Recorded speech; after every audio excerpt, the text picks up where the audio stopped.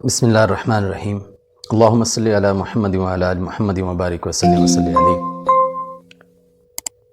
یاجوج ماجوج کیا ماضی کا کوئی قصہ ہے یا مستقبل کا ہونے والا واقعہ؟ کیا یہ چینی اقوام ہیں یا رشین یا موجودہ دور کی مغربی اقوام؟ اور کیا ان کے فتنے کو روکنے کے لیے جو دیوار بنائی گئی وہ دیوار چین ہے، وہ سد معارب جو یمن میں ہے وہ ہے، یا درہ داریال جو روس کی ایک ریاست قفقاز کے اندر ہے؟ کیا وہاں دو پہاڑوں کے درمیان نظر آنے والی وہ لوہے کی دیوار ہے؟ یہ اور اس جیسے بہت سے تاریخی اور نصیحت آموز اور دلچسپ سوالات کے جوابات لیے آپ کی خدمت میں احسان اللہ قمر حاضر ہیں۔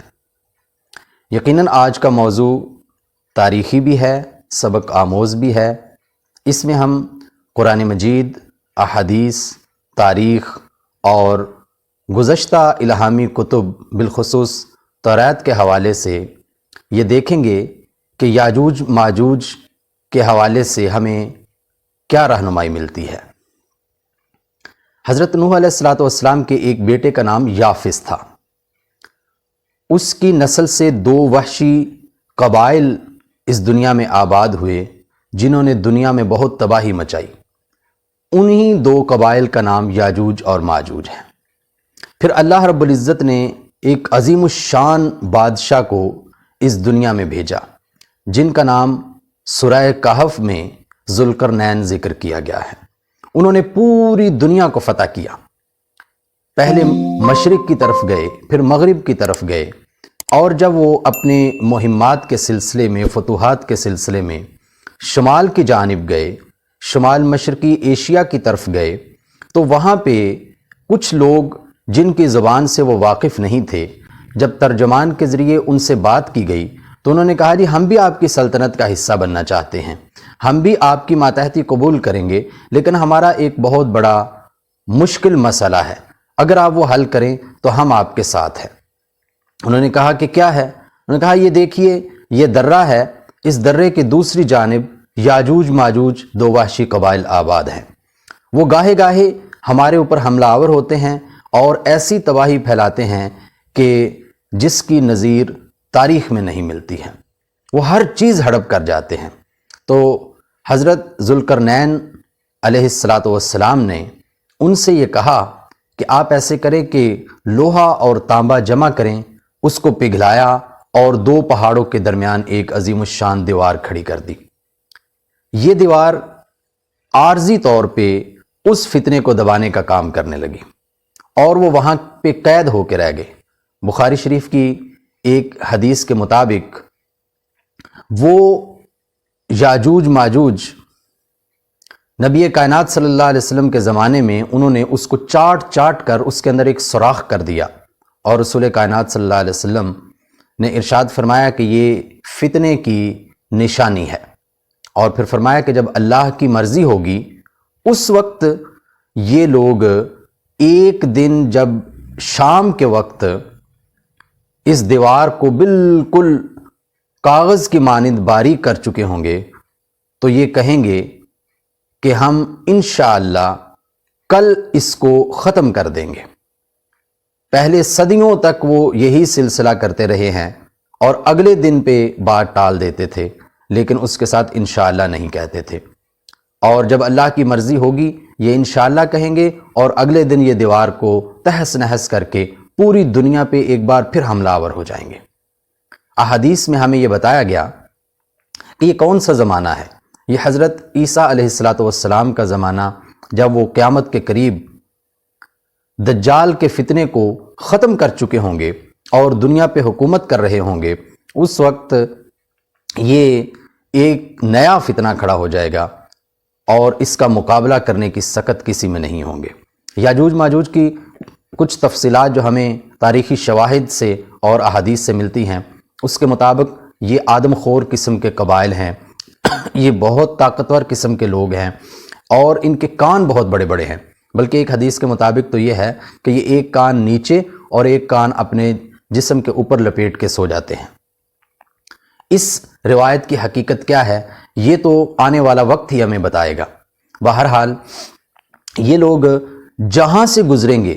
وہاں دریا، نہریں، حتیٰ کہ سمندر کا پانی تک پی جائیں گے۔ جہاں جہاں ہریالی انہیں نظر آئے گی، جہاں جہاں جنگلی جانور یا انسان انہیں نظر آئیں گے، ہر چیز کو ہڑپ کر جائیں گے، حتیٰ کہ بڑے بڑے درختوں کے تنے تک جو ہے یہ کھا جائیں گے۔ اور یہ اسی طرح دنیا میں تباہی پھیلا رہے ہوں گے کہ اللہ رب العزت حضرت عیسیٰ علیہ السلام کو یہ حکم دیں گے کہ انسانوں کو کوہ طور کی طرف جمع کریں۔ یہ انسانوں کو لے کے ادھر چلے جائیں گے اور پیچھے اللہ رب العزت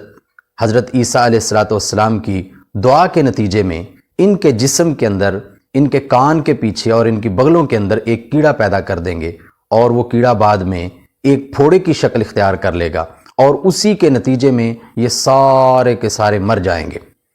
اور حدیث میں ہے کہ زمین پہ ایک بالشت کے برابر بھی جگہ خالی نہیں ہوگی جہاں ان کی لاشیں نہ پڑی ہوئی ہوں،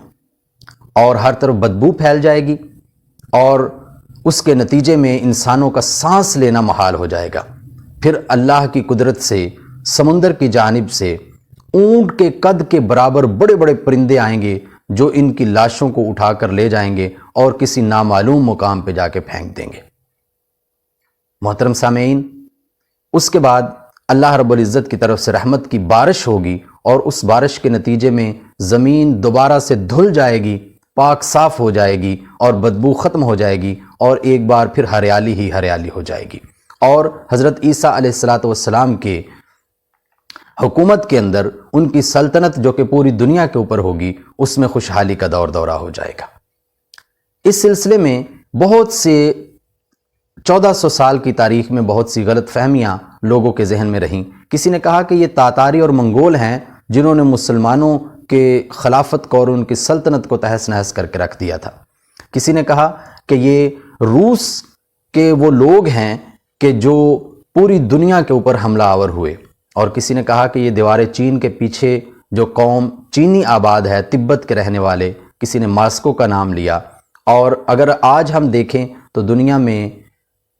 دفاعی نقطہ نظر سے بنائی گئی 5 دیواریں ہمیں نظر آتی ہیں، جن میں ایک دیوار چین جو 1200 سے لے کے 1500 کلومیٹر تک ہے، لیکن یہ لوہے اور تانبے سے بنی ہوئی نہیں ہے،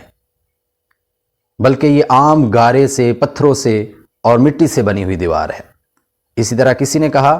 کہ یمن کے اندر سد معارب جو کہ ایک درے میں ہے، 2 پہاڑوں کے درمیان ہے، لیکن وہ بھی پانی کے اور سیلاب کے روک تھام کے لیے اور زراعت کے لیے پانی ذخیرہ کرنے کی غرض سے وہ دیوار بنائی گئی، اور وہ بھی مٹی سے بنائی گئی ہے۔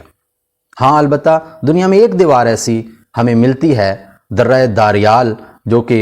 روس کی ریاست قفقاز کے اندر ہے، اور دریائے خضر اور دریائے سیاح کے درمیان جو پہاڑی سلسلہ ہے اس کے اندر ایک درہ ہے، اس کو بند کرنے کے لیے یہ دیوار بنائی گئی ہے، اور یہ لوہے اور تانبے کی دیوار ہے۔ البتہ کیا اس کے پیچھے یاجوج ماجوج قید ہیں یا کس جگہ پہ ہیں وہ ہمیں نظر کیوں نہیں آتے؟ یہ اللہ تعالیٰ کے راز ہیں، اور یہ ایک حقیقت ہے کہ یہ لوگ جو پہلے قید کر دیے گئے، پہلے انہیں روک دیا گیا، اور قیامت کے قریب جو فتنے آئیں گے ان میں یہ دوبارہ سے ظاہر ہوں گے۔ البتہ یہ نہ تو موجودہ چینی اقوام ہیں، نہ رشین ہیں، نہ مغربی اقوام ہیں، نہ ماضی کے تاتاری اور منگول ہیں، کیونکہ ان کا ظہور حضرت عیسیٰ علیہ السلام کے دور سعید میں ہوگا۔ یہ تاریخی واقعات ہمیں اس بات کی نشاندہی کرتے ہیں کہ اس دنیا میں کوئی بھی بڑا نہیں ہے، بلکہ ہر بڑے سے بڑا بھی کوئی موجود ہے، اور سب سے بڑی ذات اللہ رب العزت کی ذات ہے۔ شکریہ، والسلام علیکم ورحمۃ اللہ وبرکاتہ۔